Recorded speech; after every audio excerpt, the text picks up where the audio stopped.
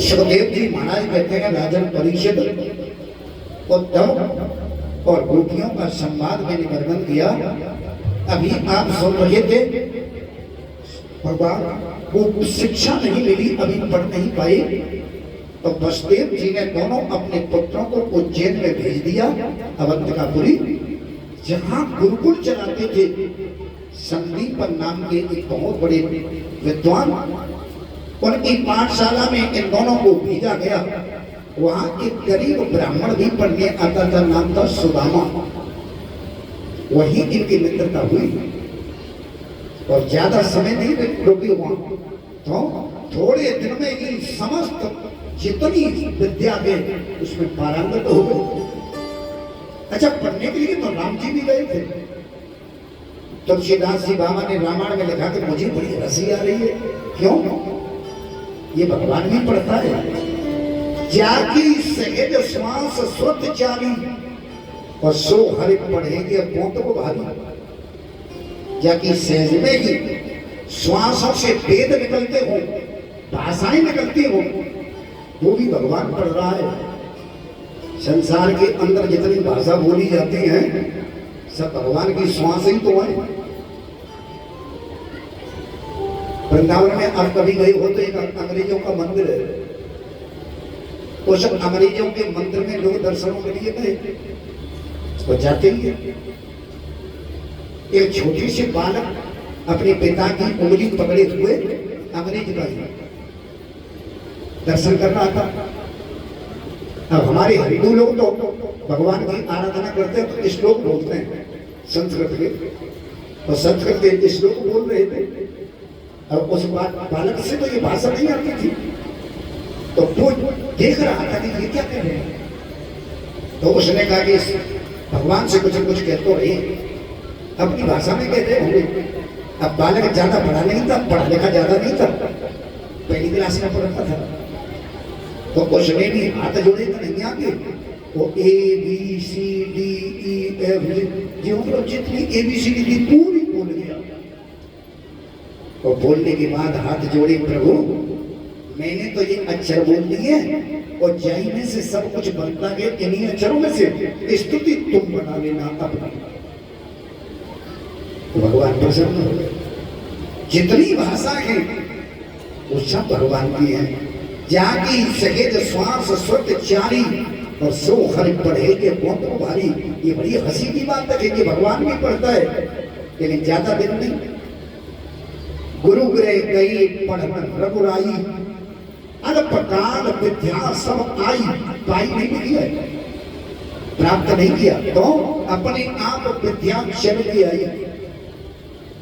आज बच्चे इतना मेहनत करते हैं, ट्यूशन करते हैं, लेकिन विद्या कभी नहीं आई। क्यों नहीं आई? क्योंकि जो राम जी ने किया, जो कन्हैया ने किया, वो हम कर ही नहीं गए। राम जी तो ये करते थे, सुबह खड़े हुए प्रातः काल उठ के रघुनाथा माता पिता गुरु नावे माता, माता पिता के चरणों में पहले प्रणाम करते थे और उसके बाद महाराज कुछ और कार्य करते थे। ये गारंटी है। आज नोट कर लीजिए आप, जो बालक आज भी अपने माता पिता को प्रणाम करें, उनको विद्या में ज्यादा परिश्रम करने की जरूरत नहीं। विद्या आज भी आएगी चल करके, लेकिन हमारे यहाँ बस यही कमी है कि हम शास्त्रों को तो सुनते हैं, हम भागवत तो सुन रहे हैं, पर भागवत की मान नहीं रहे। गुरु तो मना रहे हैं, लेकिन गुरु की मान नहीं रहे। बस गलती यही तो है। तो यही महाराज हम धोखा खा रहे हैं। नहीं, आज भारतवर्ष के अंदर इतनी भागवतें हो रही हैं, लेकिन बदला कुछ नहीं। क्यों? क्योंकि भागवत भागवत के ढंग से न सुनी जा रही, न भागवत भागवत के ढंग से कही जा रही। नहीं तो महाराज भागवत जैसा ग्रंथ एक बार सुन लिया जाए और जीवन में बदलाव ना आवे, ऐसा हो ही नहीं सकता। लेकिन इसका कारण ही ये है कि हम तो भागवत को ये समझ लेते हैं, चलो दोपहरी कट जाएगी, आराम से बैठ जाएंगे पंखा के नीचे, और क्या है। नहीं महाराज, भागवत में से एक शब्द पकड़ के ले जाना जीवन में अगर उतर गया तो फिर महाराज वो जीवन देवतुल्य हो जाएगा, देवताओं के समान हो जाएगा। क्योंकि ये भागवत महाराज सनातन धर्म का वो ग्रंथ है जिसके अंदर साक्षात परमात्मा छिपा हुआ है। इसका एक एक अक्षर ब्रह्म है, लेकिन इसे हम मनोरंजन का रूप दे रहे हैं। महाराज ये मनोरंजन नहीं, जिसको कहने वाला अवधूत, सुनने वाला धर्म सम्राट। क्या ये कथानक नाच गाने की कथा होगी? क्या महाराज स्वांग की कथा होगी? ये तो महाराज जीवन को बदलने की कथा है। लेकिन एक बात ढंग से सुन लिया जाए या एक बात ढंग से हो जाए। अच्छा, एक बात तो और नहीं कहूँ, रामायण सुरतर की छाया वही तो दूर निकट जो आया। भागवत के नीचे भी आकर के आप बैठ गए तो कोई भी काम ना लेके बैठे हो। एक बार ध्यान करना भागवत भगवान का, वो कामना की पूर्ति 1 साल में करता है, ज्यादा दिनों के लिए नहीं जाता। जो धन चाहे उन्हें धन मिले, जो पुत्र चाहे उन्हें पुत्र मिले, जो सुख चाहे उन्हें सुख मिले, जो स्वास्थ्य चाहे उनको स्वास्थ्य मिले। बस इसके ऊपर विश्वास होना चाहिए। लोग कहते हैं भागवत में खर्च होता है। सज्जनों, मैं कहीं बहुत दूर से नहीं आया, आपसे ज्यादा दूर नहीं हूं। मैं गारंटी देता हूं, भागवत में जो खर्च होता है भागवत भागवत के रूप से कराई जाए तो हमारी गर्दन काट देना है 1 साल में, अगर धन की पूर्ति कर दे तो। जितना तुमने खर्च किया कि आज से लिखना शुरू कर देना। अगर भागवत भागवत के रूप से कहा जाए, जितना खर्च हो यही भागवत भगवान 1 साल में उसकी पूर्ति भी करते हैं। अर्थ धर्म काम मोक्ष आप जो चाहें ये भागवत से मिलता है। लोग कहते हैं ये पाखंडवाद है, क्या करें उनके लिए। ये हमें समाज में सुधारने का काम करता है, बिगाड़ने का नहीं। आज हम देख रहे हैं रोजाना जहां महाराज लोगों के मन कलुषित हो गए, महाराज कलयुग ने प्रभाव डाल दिया इनके मस्तकों में। हम मानव हैं और मानव का धर्म है, हम मानवता धारण करें, लेकिन मानवता धारण कैसे करें? जब तक सत्संग ना करें, जब तक कथाएं ना सुने, जब तक पुराणों को अध्ययन ना करें, तब तक हम मानव बन ही नहीं सकते।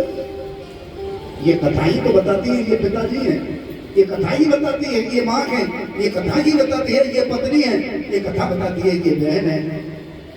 ये कथा ही तो हमें सुंदर सन्मार्ग लाते हैं।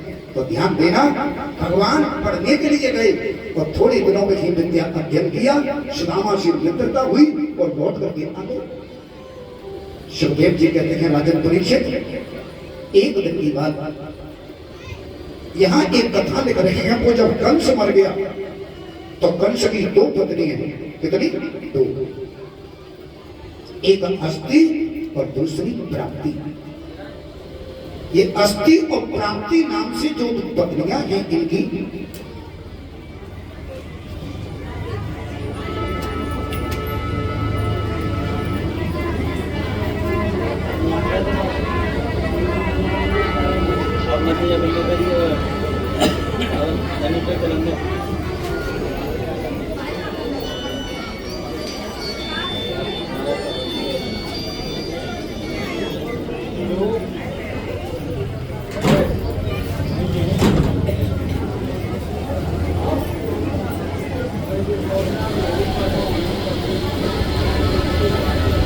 बोलिए भक्तवत्सल भगवान की। कंस की 2 पत्नी, एक का नाम अस्थि और दूसरी का नाम प्राप्ति। और जिस समय पर कंस मर गया दोनों विधवा हो गई। ये जरासंध की पुत्री हैं दोनों, और विधवा के भेष में आज ये चल पड़ी अपने पिता जरासंध के पास में और जरासंध के सामने जो पहुंची, अपनी पुत्रियों को विधवा के रूप में देखा तो हृदय हाहाकार कर उठा। सज्जनों, हमारे यहां कुछ ऐसा चाणक्य जी ने एक श्लोक लिखा गया। कुछ लोग ऐसे होते हैं बिना माचिस दिखाने की जरूरत नहीं, वो वैसे जलते रहते हैं पूरे जीवन। आप लोग कहेंगे वो कौन से लोग हैं? ऐसे 6 लोग बताए जो जलते रहते हैं। कुग्रामवासा कुलहीन सीवा कुभोजनम क्रोधमुखी च भार्या पुत्रश्च मूर्खो विधवा च कन्या बिना अग्निनाशक प्रतिहंतिकायो। ये 6 लोग हैं जिन्हें माचिस भली मन दिखाओ पर जलते रहेंगे बेचारे। कौन कौन? बोले पहला कुग्राम वासा, बुरे गांव में रहने वाला, भला आदमी और बुरे गांव में रहे। अच्छा, बुरा का गांव होता कौन सा है ये समझ लो। बुरे गांव का नाम तो आया, लेकिन बुरा गांव होता कौन सा है? बुरा गांव वो होता है जिस गांव के अंदर कोई मंदिर नहीं होता। बुरा गांव वो होता है जिस गांव के अंदर कोई बैंक नहीं होता। बुरा नाम वो होता कि जिस गांव के अंदर बड़े बूढ़ों की कदर नहीं होती। बड़े जहां बुरा नाम वो होता कि जहां पंच नहीं होता, जहां कोई सत असत की बात करने वाला नहीं होता, ये बुरे गांव माने जाते हैं। चलो ऐसे समझ में ना आवे तो लंका बुरी थी।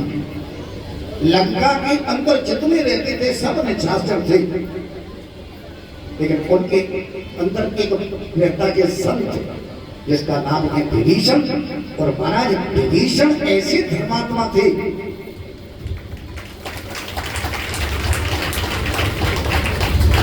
बुरे गांव में निवास करते थे, लेकिन उनके क्रियाकलापों को देख करके जलते रहते थे। अच्छा, हनुमान जी गए तो उन्होंने क्या पूछा था? विभीषण भैया तू ये बता कि ऐसे बुरे गुणों में तू अकेला रहता कैसे? उन्होंने कहा कि कैसे बताऊं? सोनहु पवन सुत रहे हमारी जिन दसनन में जीभ बिचारी। बताऊं कैसे रहता हूं? बोले बताओ। बोले जैसे दांतों के बीच में जीभ रहती है। अच्छा, दांतों के बीच में जीभ कैसे रहती है? ध्यान देना, दांत बहुत होते हैं, जीभ अकेली होती है। एक बार झगड़ा हो गया था मुंह के अंदर दांतों में और जीभ में। दांतों ने क्या कहा? जीभ से बोले शांत बैठ जाए, ऐसी मसक देंगे कि जीवन की याद आ जाएगी, क्योंकि हम बहुत हैं, तू अकेली है। जीवनी का ठीक कह रहे हो, लेकिन एक ध्यान रखना, हम अपनी पे आवेंगे तो तुम 3200 हाथ में होगे। किसी जबरदस्त आदमी को गाली देंगे, एक ही भूसा में सोले ऊपर के सोले नीचे के हाथ में आ जाओगे। अच्छा, दांतों को दुष्ट बताया, जीव को सज्जन बताया, और देखना समानता है कि नहीं? अच्छा, ये दुष्ट जितने होते हैं इनका काम क्या है? मारना, काटना, कूटना, यही तो होता है। और दांतों का काम, यही दांतों का काम है, चीरना, फाड़ना, ये समानता है। अच्छा, एक बात और देखो, दुष्ट आदमी चाहे कुछ भी गलती कर दे, लेकिन झुकेगा नहीं, ये नहीं कहेगा हाँ गलती होगी। सज्जन झुकता है, दुष्ट आदमी झुकेगा ना, चाहे कितनी बड़ी गलती कर दे। अच्छा, अब दांत को देखो झुका के, यहाँ पे घर जाके क्या दांत झुकेगा? टूट जाएगा, लेकिन झुकेगा नहीं। इसलिए दांत और दुष्ट एक संज्ञा है। अच्छा, एक चीज और देखो, दुष्ट आदमी का मंडल बैठा हो 10-20, और एक जो कहेगा उसी को सब कहेंगे। ये नहीं कहेंगे ये गलत बात है जी, मत करो। एक ने काम उसी को सब कहेंगे। अच्छा दांतों को देखना, जब मुंह में कुछ दोगे तो एक नहीं 16 ऊपर से 16 नीचे से बराबर चलेंगे, इसलिए एक ही समझा है।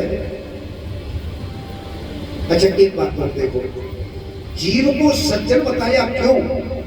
क्योंकि महाराज सज्जन के अंदर झुकाव होता है, जीव के अंदर भी झुकाव होता है। सज्जन के अंदर लचीलापन होता है, जीव के अंदर भी लचीलापन होता है।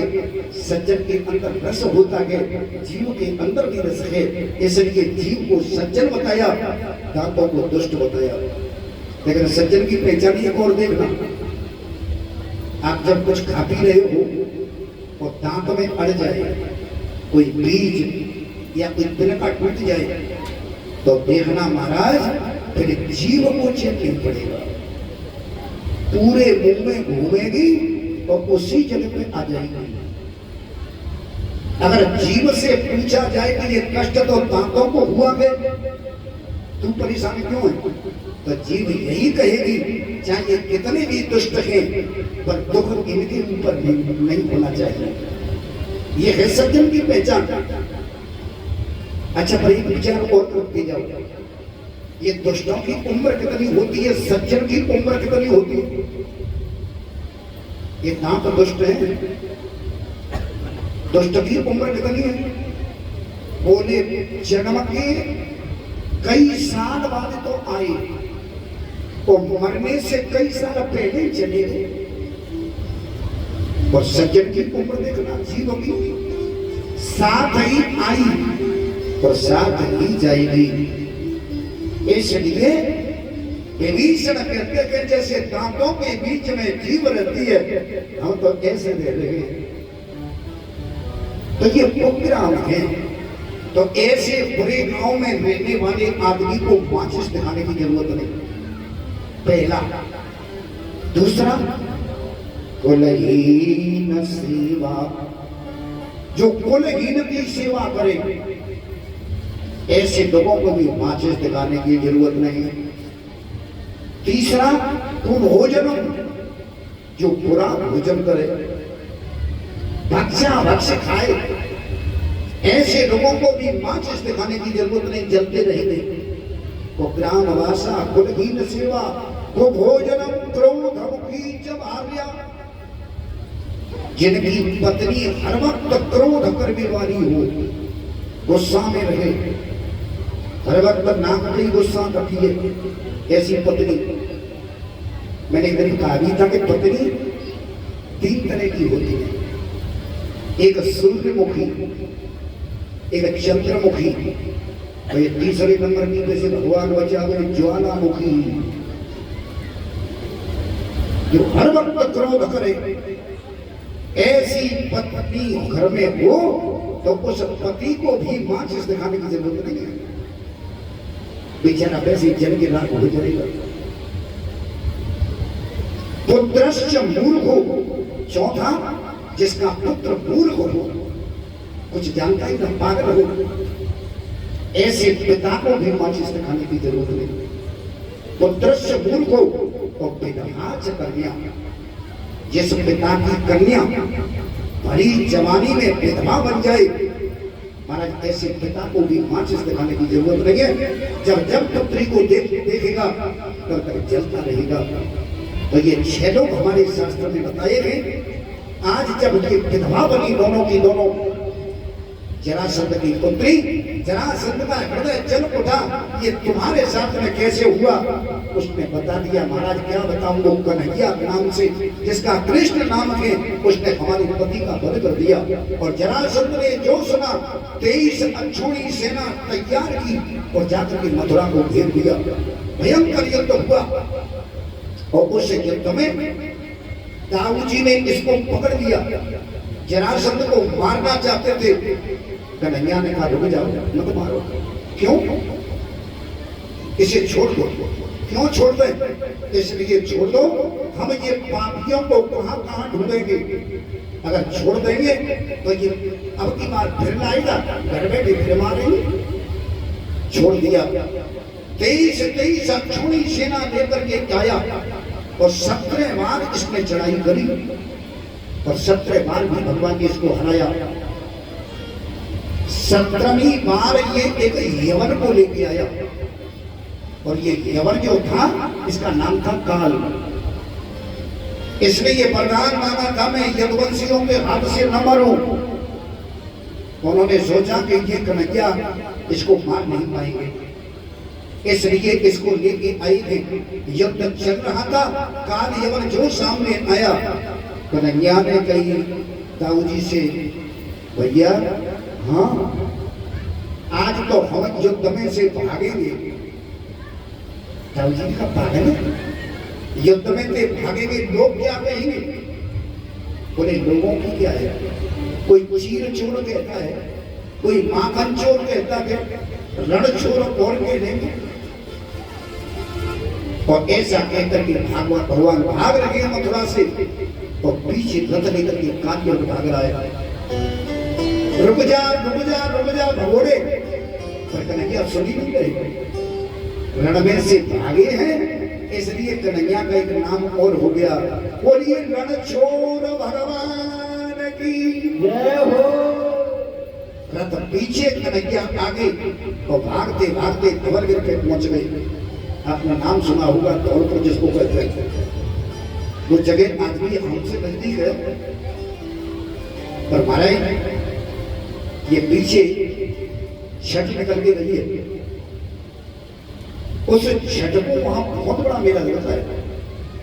जिस गुफा के अंदर कालियवन प्रवेश किया था उसने, वहां कोई सो रहा था, कन्हैया आगे थे, सोते हुए के ऊपर अपना पीतांबर डाल करके भीतर बैठ गए। पीछे से कालियवन आया, उसने समझा कि ये कन्हैया सो रहा है, लात का प्रहार किया, घोड़े भाग करके यहाँ आके छिपके सो गया। और जैसे ही सोने वाले ने आंखें खोली, सो ये जल करके राम हो गया। कन्हैया बाहर निकल आए। सुखदेव जी कथा कह रहे थे, परीक्षित ने पूछा ये सो रहे थे वो कौन थे?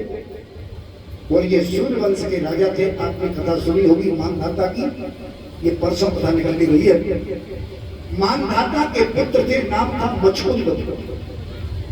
और ये मचकुंद जो थे ये देवताओं की सहायता करने के लिए स्वर्ग में गए थे। जब देवता जीत गए, देवताओं ने कहा कि वरदान मांग लो। इन्होंने कहा कि वरदान कुछ नहीं चाहिए, मुझे सोने के लिए एक स्थान बता दो, मैं थक गया हूँ, सोना चाहता हूँ। एक वरदान ये दे दो कि बीच में कोई जहाज है वो चल करके रात हो जाए।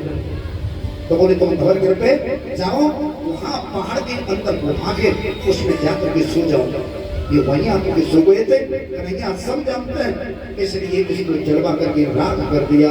बोलिए कृष्णचंद्र भगवान की बड़ा सुंदर स्तुति करी मचकुंद जी ने कन्हैया की। और यहाँ से चले गए, कन्हैया लौट करके आ गए मथुरा में। आज देखा कालियवन भी नष्ट हो गया। जरासंध 18वीं बार एक 23 अक्षौणी सेना लेकर के फिर आ रहा है।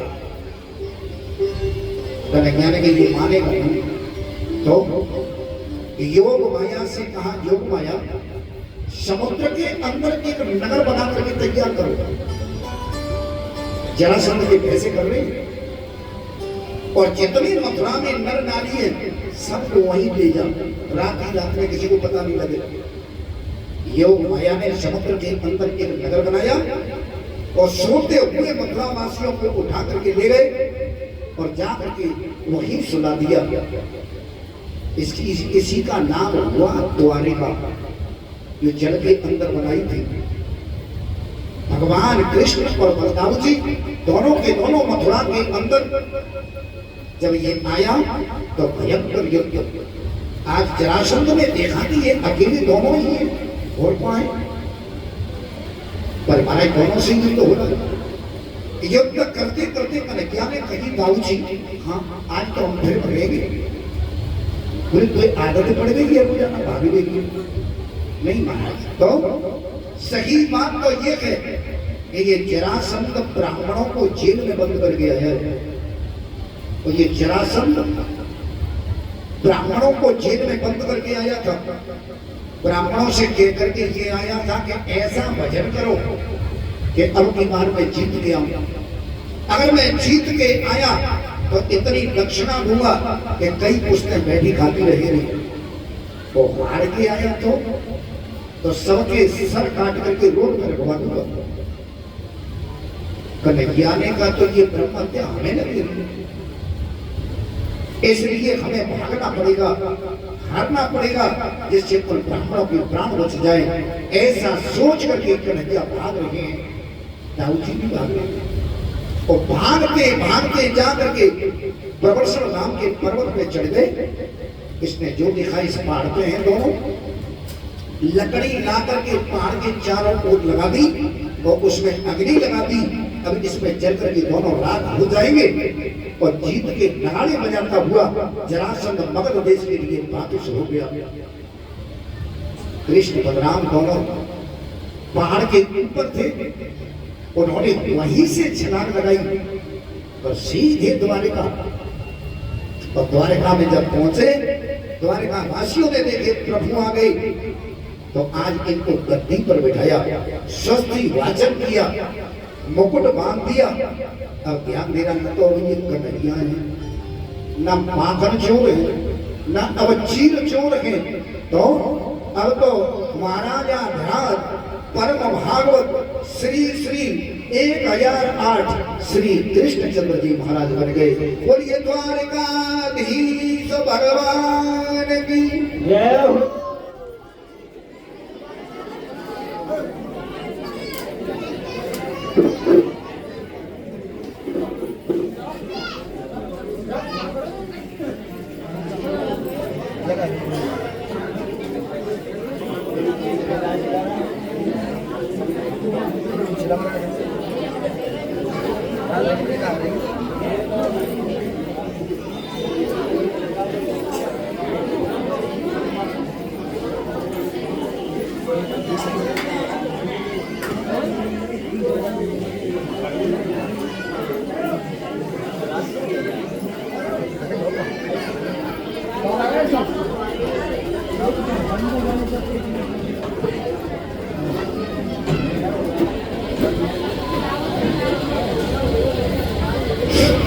बोलिए वृंदावन बिहारी लाल की जय हो, भक्त वत्सल भगवान की जय हो।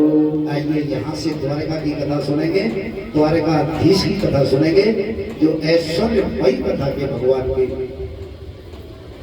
जब ये राजा बने उस समय पर एक रईवत नाम के राजा थे सतयुग में। गर्भभेद की कथा है। इनके एक कन्या थी जिसका नाम था रेवती।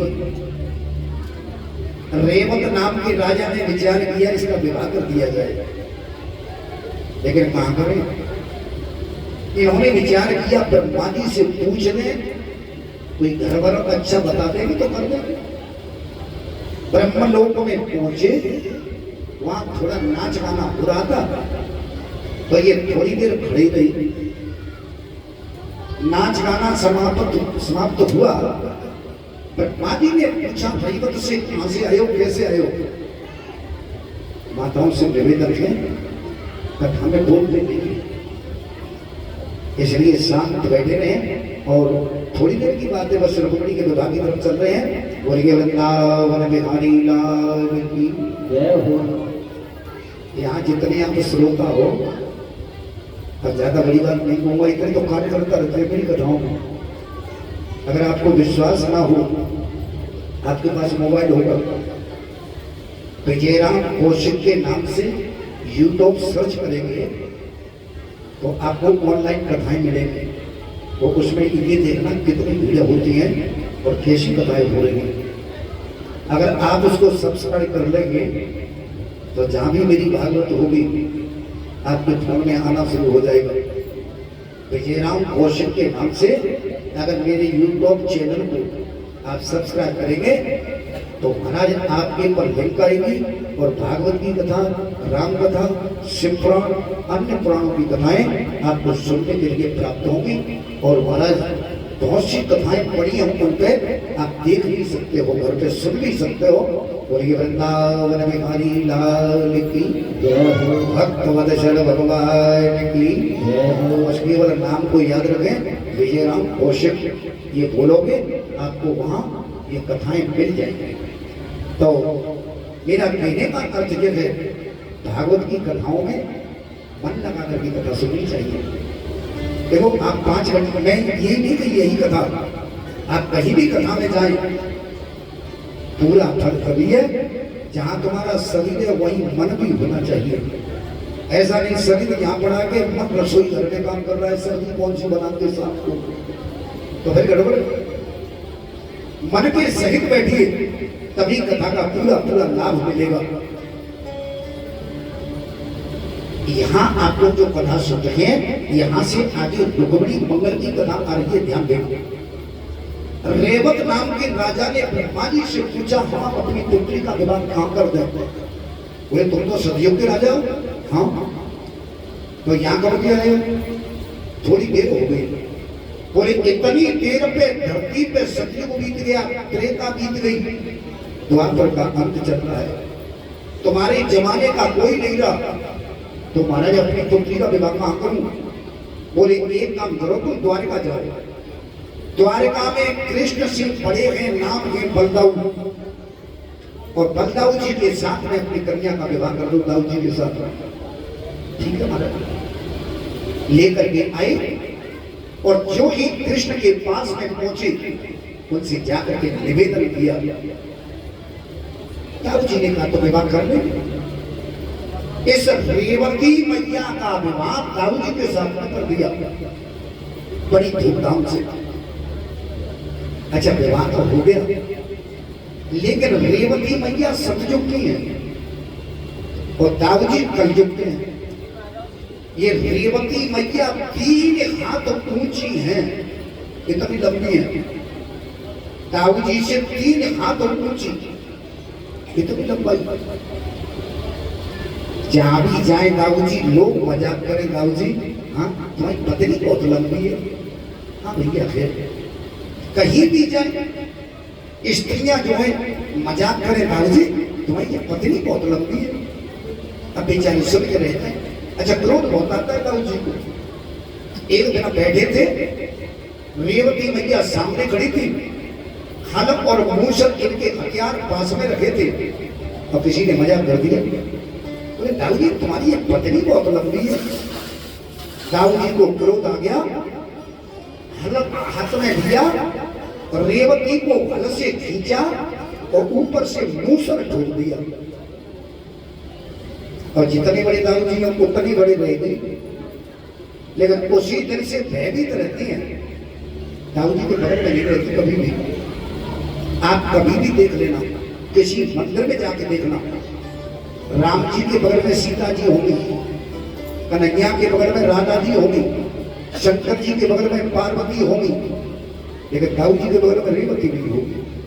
आप कभी मंदिर जाओ वृंदावन के पास, वहां देखना रेवती मैया को दरवाजे पर खड़ी रहती है।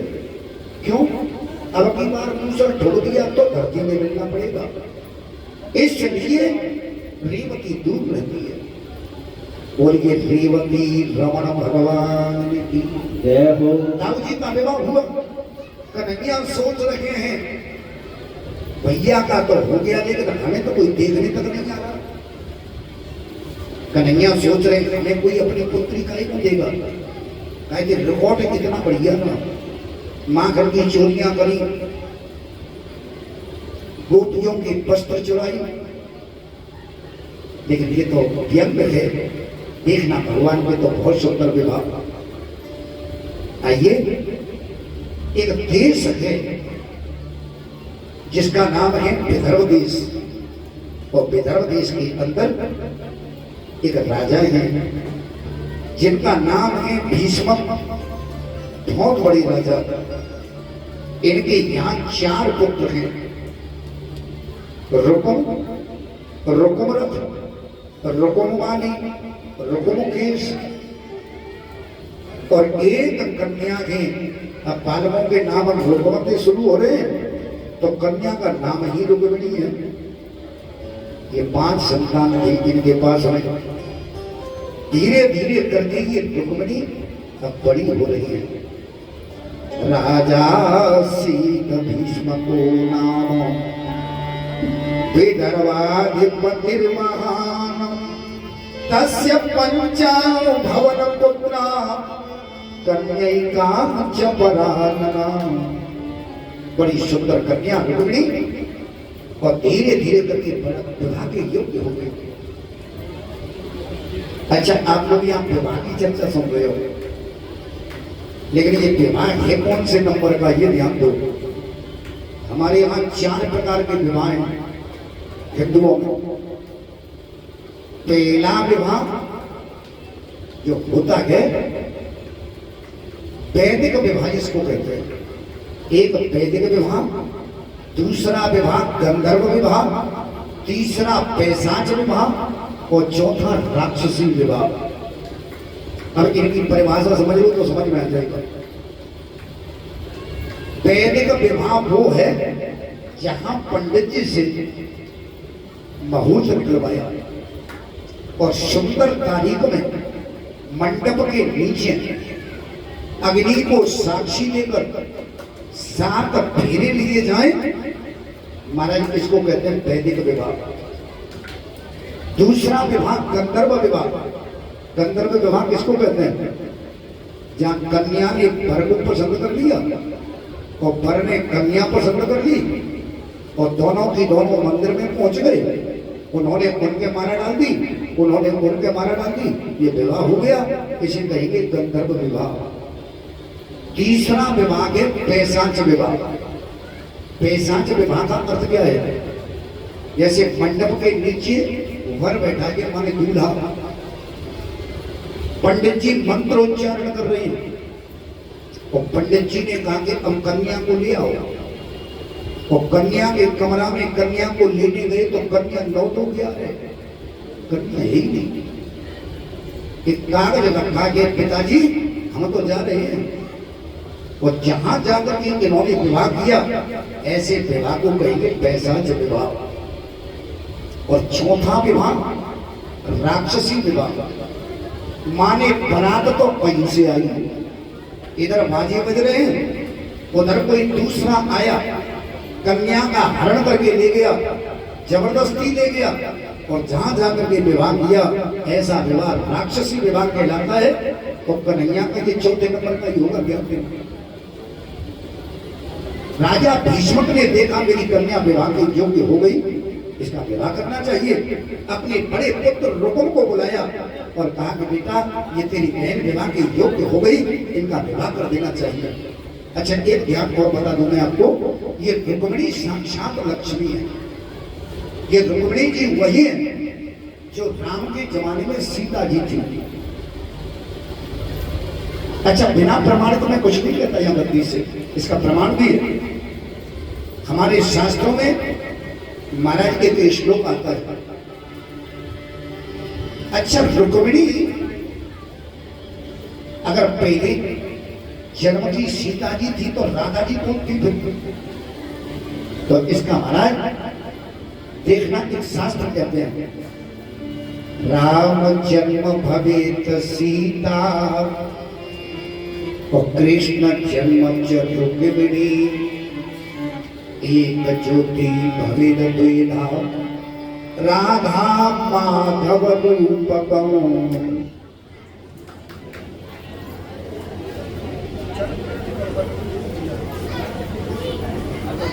चल जाए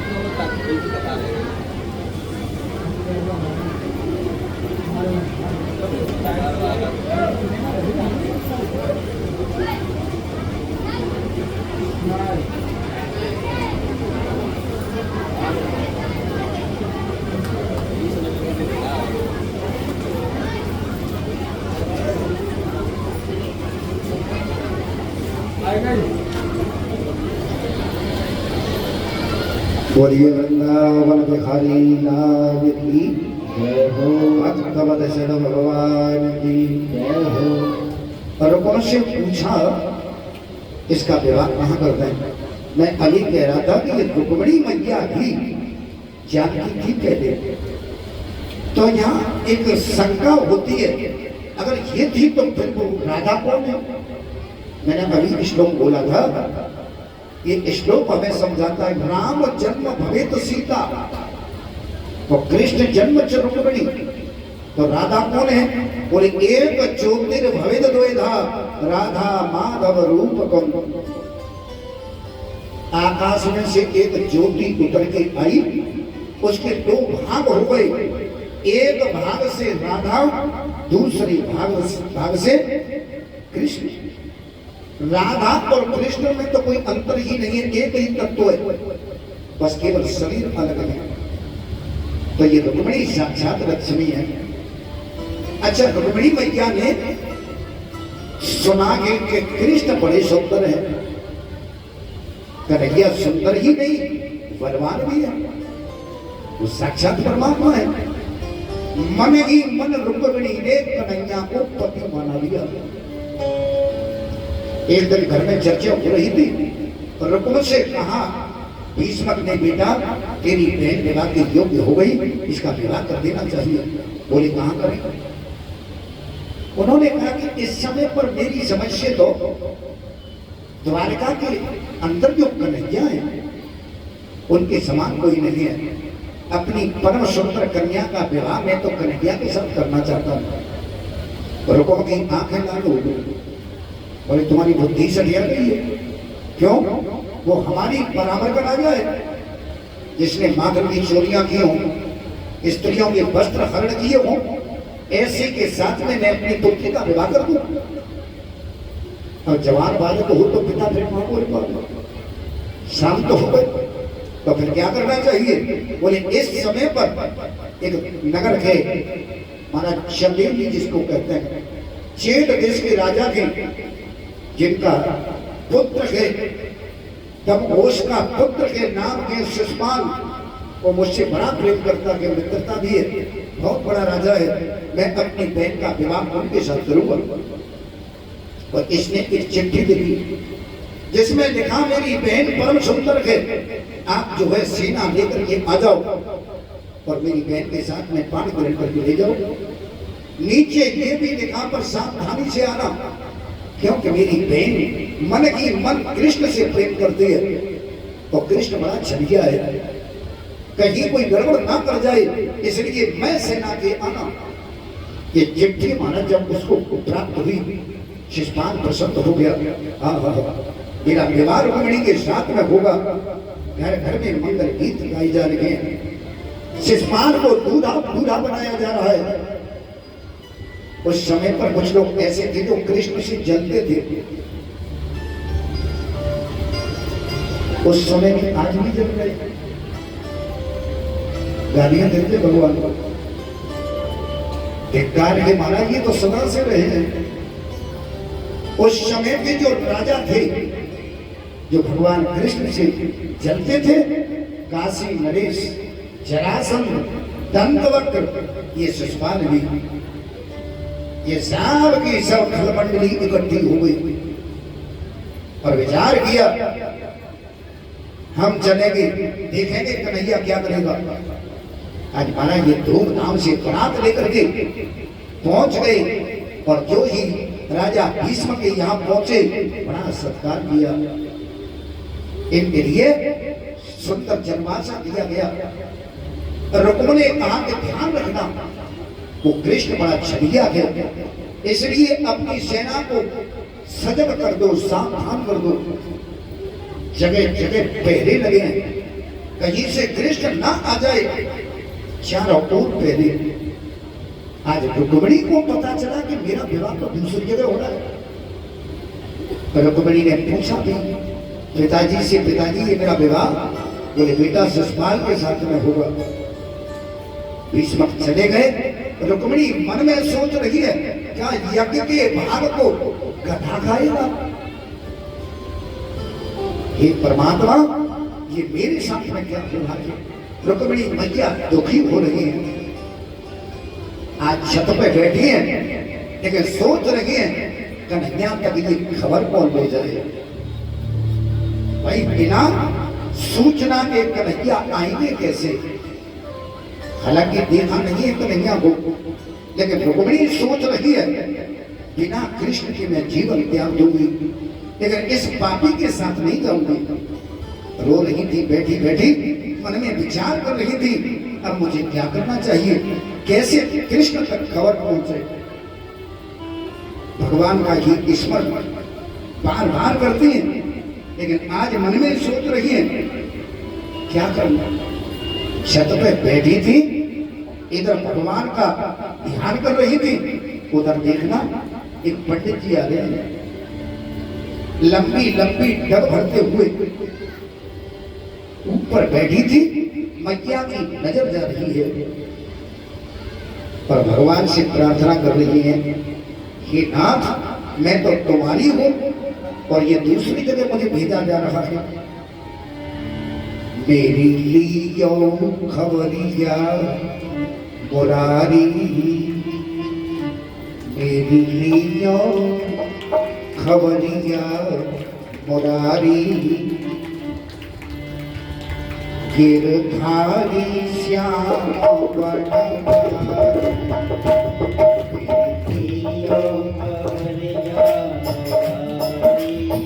चाहिए भगवान से आपकी को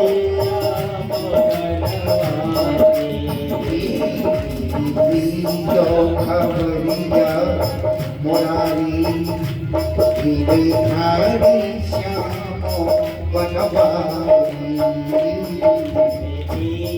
खबरिया मुरारी,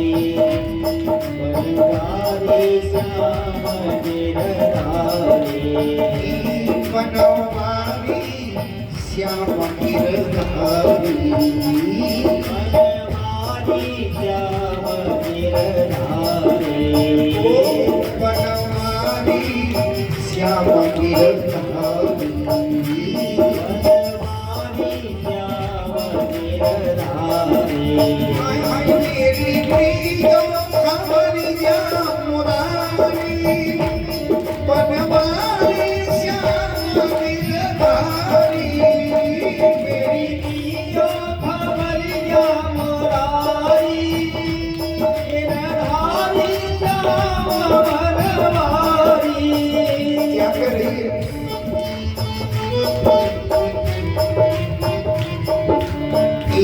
भैया चाहत भेजन चबेरी, भैया चाहत भेजन चबेरी, आय हाय भैया चाहत भेजन चबेरी, भैया चाहत भेजन चबेरी, नाथ गोपी हूँ बेटी अकेली, नाथ गोपी हूँ बेटी अकेली, आई मोपे विपदा पड़ी है जुहारी, गिरधारी श्याम बनवारी, मोपे पता पड़ी आज भारे, बनवारी श्याम गिरधारी, मेरी दियो खबरिया मुरारी, गिरधारी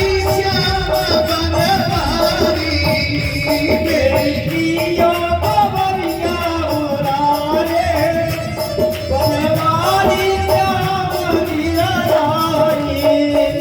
याद रखना प्रभु अपने प्रणति, याद रखना प्रभु अपने प्रण की, आय हाय याद रखना प्रभु अपने प्रणति, याद रखना प्रभु अपने प्रण की, आए लाज रखते हो अपनी जनकी, याद रखते हो अपने जन की, कौशिक चरणों में जाने वाले भारी, कौशिक चरणों में जाने वाले भारी, बनवारी श्याम गिरधारी, मेरी प्रियो खबरिया मुरारी, बनवारी श्याम गिरधारी, दियो खबरिया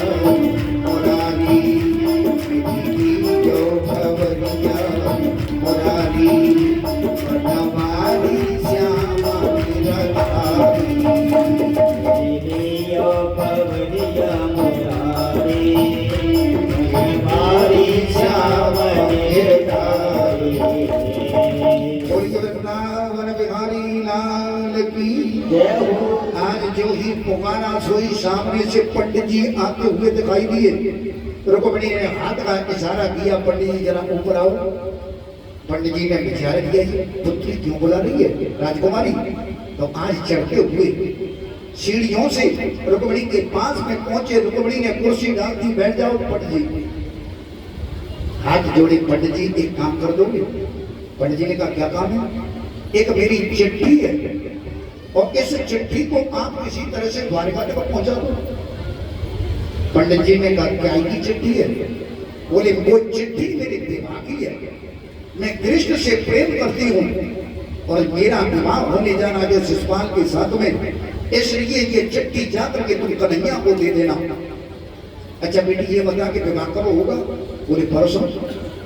परसों विवाह होगा? हाँ। अरे ये चिट्ठी कैसे पहुंचेगी? क्यों? यहाँ से द्वारका 700 कोस है, तो कब तक पहुंचूंगा? तब तक तो तुम वहीं पहुंच जाएगी चमेली में।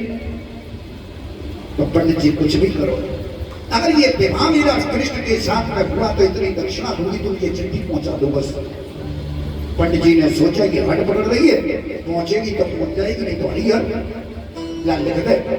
आज देखना चिट्ठी लिख रही है रुक्मिणी भैया। भागवत के अंदर इस चिट्ठी के अंदर उन्होंने 7 श्लोक लिखे हैं और भगवान से प्रार्थना के उन 7 श्लोकों क्या लिख रही है? श्रुत्वा गुणान भवन सुंदर श्रृण्वतान्ते निरवश्य कर्ण विवरैर हरतोंगतापम रूपम दशादृशमिताखिलार्दलावम वयच्युताभिशत चित्रम पत्रपम में लिख रही है। स्वत्वाम गुणान भुवन सुंदरवाती, ये भुवन सुंदर, मैंने तुम्हारे केवल गुणों को सुना के आपको देखा नहीं है, लेकिन जब से आपके बारे में सुना के निरवश्य कर्ण विवरैर हरतोंगतापम, जब से आपके बारे में सुना गए तब से महाराज मेरे पाप ताप संताप सब दूर हो गए। रूपम दशांत संता खिलार्थ लाभम, ये परमात्मा ये अच्युत मेरा चित्त लज्जा सब त्याग करके अब तुम्हारा हो गया है, इसलिए मैं ये चिट्ठी लिख रही हूँ। बड़ा सुंदर श्लोक। आगे रुक्मिणी लिखती है, क्वा त्वा मुकुंद मेहती कुलशील रूपम विद्यापयो द्रविड़ धाम विराम तुल्यम धीराम पति कुलवती यवृणीत कन्या काले नशक्न नरलो मनोभिराम। हे मुकुंद, हे प्रभु, संसार की ऐसी कौन नारी होगी जो आपसे विवाह नहीं करना चाहेगा? प्रभु आइए, मुझे यहाँ से ले जाइए और किसी तरह से मेरे प्राण बचाओ। अगर आप नहीं आते हो तो मैं प्राण त्याग दूंगी। आगे ये भी लिख दिया कि कहाँ आना है। हम राजाओं की कन्या का कार्य है, देवी का पूजन करने के लिए हम जाते हैं। आप वहीं बाग में पधारे और वहीं से हमें ले जाएं। तो चिट्ठी पंडित जी के हाथ में दे दी। पंडित जी ने कहा जा रहे हैं और लेकर के पंडित जी चल पड़े। तो मुझे कपड़े नहीं चाहिए, लेकिन आगे पंडित जी हैं तो किसी ने रोका नहीं। आगे निकल गए, गांव से बाहर हो शहर से बाहर गए और जैसे ही ये गए और किलो 2 किलोमीटर चल पड़े, थक गए। और जब थक गए तो उसी समय पर महाराज देखना एक वृक्ष के नीचे ये सो गए। लेकिन भगवान घट घट भी जानते हैं, कन्हैया सोच रहे हैं नेगी विवाह के लिए आ रहे हैं, रास्ता में सो रहे हैं। इसलिए उसी समय पर योग माया से कहा, योग माया तू जा, और जाकर के किसी तरह से पंडित जी को उठा के ले आया। योग माया गई, सोते हुए पंडित जी को उठाया और ला करके द्वारका के नजदीक सुला दिया। और नजदीक सुला करके महाराज जी यहाँ से माया चली गई। थोड़ी देर में कि इनके जो नेत्र खुले तो देखा कि सामने अट्टालिका। अरे मैं कहां आ गया? जंगल में सो रहा था, लेकिन कहां आ गया? सामने कोई आदमी दिखाई दिया। पंडित जी सोच रही है कि हम सो रहे हैं कि जग रहे हैं कि सपना देख रहे हैं। इतने में ग्रामीण आया, उससे पूछा, भैया ये कौन सा नगर है? बोले ये वो है द्वारिका। पंडित जी कहे कैसे आ गया? अच्छा भैया यहाँ के राजा का नाम? बोले कृष्णचंद्र भगवान। हाँ हाँ, काम कर गया। नगर में प्रवेश किया और चले जा रहे लंबी डगर भरते हुए। सामने से कृष्ण आ रहे हैं, आमना सामना हुआ। कन्हैया ने हाथ जोड़े, पंडित जी राम राम। हाथ जोड़ करके पंडित जी ने कहा राम राम। क्यों भैया जी? कन्हैया कहाँ मिले वो? कन्हैया ने कहा पंडित जी कन्हैया तो हवाई है। बोले सच कह रहे? हाँ। निकाल करके चिट्ठी दी, ये चिट्ठी पढ़ लो, आपके भक्त ने भेजी है, और पढ़ करके महाराज वहां जाना जरूर। कन्हैया ने चिट्ठी दी, 7 श्लोकों को पढ़ा, एक भक्त की पुकार सुनी, मन तो प्रसन्न हो गया। हाथ जोड़ करके पंडित जी ने पूछा कि चिट्ठी पढ़ ली? बोले हाँ। तो एक बात सुनो, क्या ये विवाह की चिट्ठी है? चाहिए लगन मान लो, इसी को प्रीत पत्र का मान लो, जो कुछ है सो सब यही है। हाँ कन्हैया, चलो ठीक है, जाना जरूर। कन्हैया का जाएंगे क्यों? अभी चल रहे हैं। तो फिर हम बोले भाई संग चलो ना थोड़े। पंडित जी मन में विचार कर रहे हैं, उधर से 2 टका खर्च हुआ और इधर से गिन के साथ चले जाएंगे। रथ में जो बैठे, सामने से बलदाऊ जी आ गए। बलदाऊ ने पूछा कहाँ जा रहा था कन्हैया? बस दादा घूमने। अरे बोले सही बता कहाँ जा रहा है? नहीं तो रुक जा, कहीं नहीं जाने दूंगा। कन्हैया ने सोचा अब मामला बिगड़ गया। हाथ जोड़े, दादा सही बात तो ये है कि भीष्मक राजा की कन्या के नाम है रुक्मिणी, वो मुझे पर मान बैठी है, पति मान बैठी है, और शिशुपाल आया हुआ के उसे लेने जा रहा हूं। दाऊ जी ने कहा तू नहीं जानता, हमसे बैर करने वाले वहां कितने आए होंगे और तुम अकेला जा रहा है। पर तू चिंता मत कर, तू चल, पीछे से सेना लेकर के मैं आ रहा हूं। और हरी झंडी मिली। दाऊ जी ने यदुवंशियों की सेना तैयार की। कन्हैया बैठ गए रथ में, पंडित जी बैठ गए। पंडित जी से कहा कि आंखें बंद कर लो। पंडित जी ने कहा आंखें बंद कर लो। अरे बोले करो ना। पंडित जी सोच रहे कि रास्ता में फेंक के भागेगा क्या? आंखें बंद करो। पंडित जी ने आंखें बंद कर ली। घोड़ों पे जो हाथ रखा, एक क्षण में पहुंच गए महाराज विदर्भ देश में। पंडित जी हाँ उतरो। पंडित जी ने कहा तो भाई आज नहीं जाएगा। अरे आ गए, जान ही रहे, आ गए। पंडित जी ने कहा ऐसे आ गए? हाँ उतरो नीचे। उतर के देखा गाँव का है। अच्छा महाराज, अच्छा हुआ। लंबी डगे भरते हुए जा रहे हैं। रुक्मिणी ने जो देखा माथा पीट लिया। पंडित जी चिट्ठी नहीं फाड़ के फेंकाए और लौटे आए। लेकिन देखा कि मन प्रसन्न के, मन प्रसन्न तन तेज में राजा। हमारे अंदर भगवान ने एक यंत्र दिया है, और यंत्र ये है घर से निकलो तो मन प्रसन्न हो तो काम जरूर बनेगा। तो मन घर से ही निकलते समय हाथ पैर वैसे तो शायद न बने। ये मन प्रसन्न के कुछ काम तो करके आए। पंडित जी क्या हुआ? बोले चिंता मत करो, चिट्ठी पहुंची ही नहीं गई तो संग लेके आया। आ गए? हाँ कहाँ है? बोले वही बाग में। पंडित जी को दक्षिणा दी, पंडित जी चले गए। अब देखना महाराज, दूसरा दिन जो हुआ सोई महाराज आज आदेश हुआ रुक्मिणी जाओ देवी का पूजन करने के लिए। आज रुक्मिणी तैयार हुई और साथ में सखियां तैयार हो गई हैं। और महाराज मंगल गीत गाते हुए बीच में रुक्मिणी मैया, आगे सेना, पीछे सेना, रथ के चारों ओर सेना, और रोड पे एक एक हाथ में आर्मी लगी है। कहीं से चिड़िया भी पर नहीं मार सकती। रुक्मिणी चारों ओर देखती जा रही है। एक झलक उस श्याम सुंदर की मिल जाए। आज पहुंच गई देवी के भवन में, अंदर प्रवेश किया, माँ की पूजा कर रही है, निवेदन कर रही है। मोर मनोरथ जान बुद्धि के पशम सना और पुरुष वही पे, तुम तो सब कुछ जानती हो और ये भी जानती हो मैंने आज तक तुम्हारी पूजा क्यों की है। जैसे जानकी ने कहा था ठीक वैसे ही रुक्मिणी कह रही है। उसी समय पर आवाज आई, मन जागे राजक मिल किशोर सहज सुंदर सामरो, करुणा निधान सुजान शील सनेक जानत रावरो। यही भाव गौर आशीष सुरशी सहित ही हर्षी अली तुलसी भवानी पूज पुन पुन मुझे मन मन दुच्चली। आशीर्वाद मैया का मिला रुक्मिणी को। मन जागे राजक मिले, जो तेरे मन जा में रमा है वही तुझे मिलेगा। माला टूटी, आज रुक्मिणी के गले में आ गई।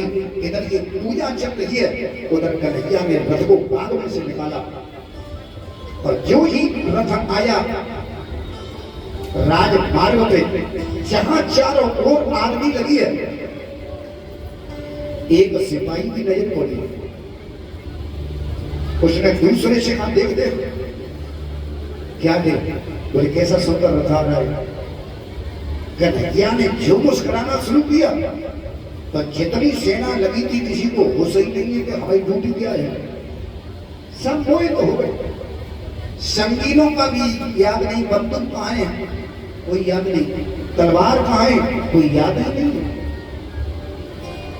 एक ने कहा कि रथ की ध्वजा कितनी बढ़िया है, एक ने कहा कि ध्वजा का क्या देखना, जो बैठा के देख कैसा सुंदर है। और किसी को होश नहीं है कब हमारी ड्यूटी क्या है। रथ बढ़ता जा रहा है।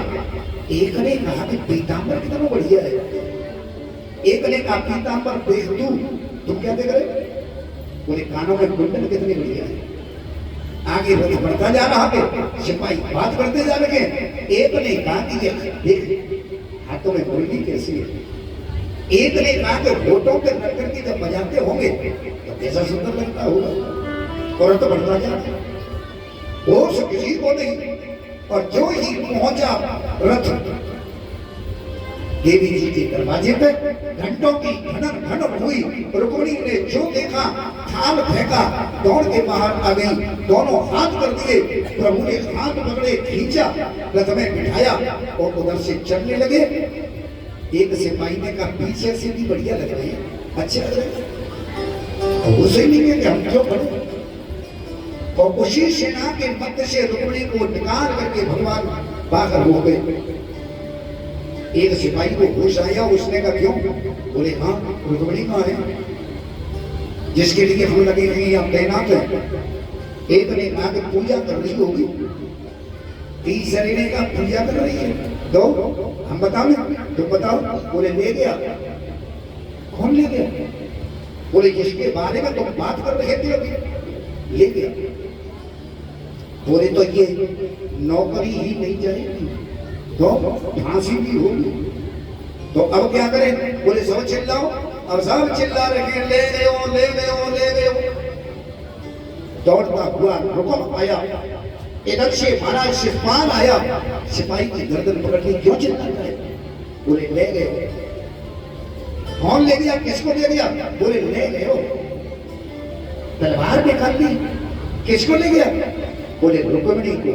कौन था, श्याम सुंदर, कानों में कुंडल, मोर का मुकुट, हाथ में बंसी, पीतांबर पहने, गले में बैजंती माला लेकर के निकल गया। जो सुना रुक्मिणी ने माथा पीट लिया। सचपाल कहता कि रुक्मा मेरा क्या होगा, ये कंकड़ वाले के वापस जाऊंगा, बोले अब कुछ नहीं हो, लेकिन तू चिंता मत कर, मैं प्रतिज्ञा करता हूं अपनी बहन को वापस लाऊंगा, अगर ना ला पाए तो मैं यहाँ नहीं आऊंगा, ये प्रतिज्ञा है। और रथ में बैठ करके भागना शुरू कर दिया। इधर सेना को आदेश हुआ, तब तक दाऊ जी सेना लेके आ गई, भयंकर युद्ध शुरू हो गया। लेकिन ये यहाँ युद्ध नहीं कर रहा, यहाँ कन्हैया रुक्मिणी को लेकर भाग रहे थे। रुक्मिणी ने पीछे रथ लगा दिया, घोड़ा अगर तू वीर है तो मुझसे युद्ध करके तब मेरी बहन को ले जाना। बाणों की बौछार शुरू कर दी। कन्हैया ने अपने घोड़ों की बागडोर जो थी वो रुक्मिणी के हाथों में दे दी। रुक्मिणी रथ को हाँक रही है और कन्हैया बाणों की बौछार करते जा रहे हैं। युद्ध चलता जा रहा है, भागते जा रहे हैं। एक जगह पर उन्होंने कहा रोक लो रथ। रुक्मिणी ने रथ रोका, तब तक भूकंप आ गया, दोनों नीचे आ गए, भयंकर युद्ध शुरू हो गया, मल्ल युद्ध। आज रुक्मिणी देख रही है लेकिन कह कुछ नहीं सकती।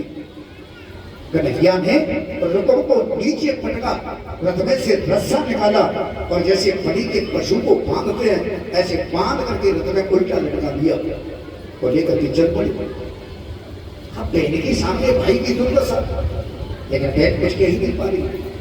इतनी में दाऊ जी आ गए पीछे से रथ लेके और जैसे ही बराबर रथ आया, दाऊ जी ने पूछा कन्हैया, बोले हाँ ले आयो, ले तो आए, तो चलो भागो। वो दोनों भाई भाग रहे रथ लेके। दाऊ जी ने कही कन्हैया, हाँ जब तेरे रथ में से खटर पटर की आवाज कैसी आ रही है? दाऊ जी ने पूछा, कन्हैया ने कहा कुछ नहीं दादा। अरे ये आवाज तो आ रही है। बोले कुछ नहीं, साले साहब रथ की परिक्रमा कर रही है, मतलब पीछे साले साहब भटक रहे। दाऊ जी ने कहा रोक दे रथ। क्यों? इसे छोड़ दे। क्यों छोड़ दो? ये युद्ध कर रहा था। अरे बोले छोड़ दे, आगे चल करके इनसे ही काम पड़ेगा। इनसे क्या काम पड़ेगा? बोले पक्षी यही देंगे और भात भी यही देंगे। हटा, बंधन मुक्त कर। और इनको बंधन से मुक्त कर दिया। लेकिन कन्हैया ने इसके सर को मुंडन किया, माथे में मणि थी वो निकाल ली और धक्का देकर के भगा दिया। अब चल भोजपट नाम से इसने नगर बसाया, वही राजधानी स्थापित की। अब देखना रुक्मिणी को लेकर के परमात्मा आज द्वारका में पहुंच गई। बड़ा ही दिव्य समय है महाराज। आज सबने कहा कि विवाह तो हो गया, लेकिन विधिवत विवाह होना चाहिए। तो विधिवत तो तब हो तब कोई कन्यादान करे, तो कन्यादान कौन करेगा? सबने कहा कि अब कोई बात नहीं है, भीष्म को ही बुलाया जाए। यहां से सैनिक गए, तब महाराज रुक्मिणी के मां और बाप दोनों को बुलाया गया। बड़ा सुंदर मंडप का विधान बनाया गया। समस्त संत विराजमान हो गई। आकाश में से देवता आ गए, सिद्ध लोग एकत्रित हो गए और बड़ा ही सुंदर ये दिव्य विवाह रुक्मिणी के साथ में हो रहा है।